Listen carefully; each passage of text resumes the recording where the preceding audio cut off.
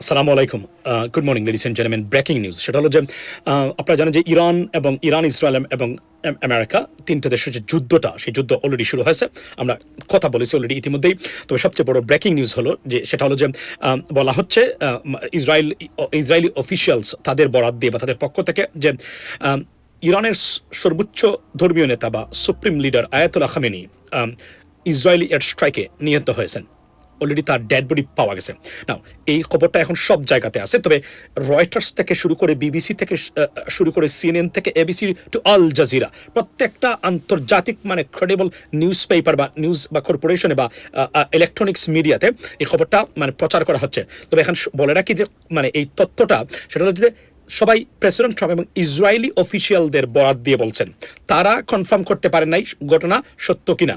তবে এখানে সবচেয়ে ক্রেডিবলের যে জায়গাটা সেটা হলো যে যেহেতু আমেরিকান প্রেসিডেন্ট উনি শেয়ার করেছেন এই জিনিসটা, সেই ক্ষেত্রে এই ঘটনাটা সত্য হওয়ার সম্ভাবনা দেখা দিয়েছে। কেননা আমেরিকান প্রেসিডেন্ট শুধু প্রেসিডেন্ট না, উনার যে বক্তব্য সেটা আমেরিকান আস্থা সারা আমেরিকানের বক্তব্য, অর্থাৎ মার্কিন যুক্তরাষ্ট্রের বক্তব্য।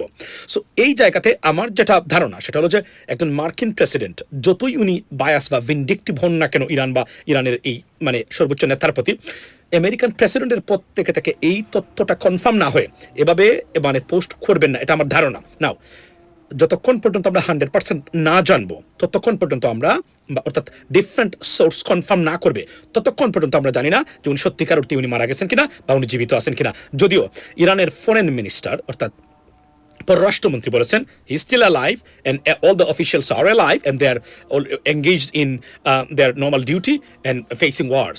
সো উনি এটা বলেছেন মার্কিন যুক্তরাষ্ট্রের সবচেয়ে প্রভাবশালী আরও একটা আপনার ইলেকট্রনিক্স মিডিয়া, আপনার এনবিসি নিউজে এবং এমএসএনবিসিতে। সো এই জায়গাগুলোতে এখন আমরা কনফিউজ এবং সারা পৃথিবীর মানুষ confused that what actually happen to Ayatollah Khamenei বা সফার। এই হলো তথ্য। নাও আপনি বিশ্বাস করতে পারেন যদি মনে করেন যে আমেরিকান প্রেসিডেন্টকে এরা মিথ্যা বলবেন, এভাবে পোস্ট করবেন, করা উচিত। Yes, you are right, absolutely I understand that. But আবার যদি মনে করেন যে ইসরায়েলের পক্ষ থেকে এই তথ্যটা আসছে, মনে রাখবেন ইসরায়েলি গভর্নমেন্টও মিথ্যা তথ্য বা প্রপাগান্ডিস্ট তথ্য ছড়ানোর জন্য তারা ওস্তাদ, এবং ভারতের মতো। সুতরাং আমরা দেখতে চাই যেহেতু প্রেসিডেন্ট ট্রাম্প অর্থাৎ মার্কিন প্রেসিডেন্ট শেয়ার করেছেন, সুতরাং there may be a credibility of this news. এটাই আমি বলতে চাই।